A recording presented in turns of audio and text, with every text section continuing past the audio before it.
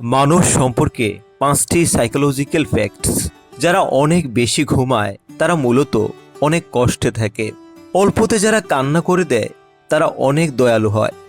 যারা খুব বেশি হাসে তারা মূলত ভিতরে ভিতরে একাকিত্বে ভোগে। যারা খুব কম কথা বলে তারা মানসিকভাবে খুবই শক্তিশালী। যারা খুব বেশি মিথ্যা বলে তারা আসলে কাউকেই ভরসা করে না।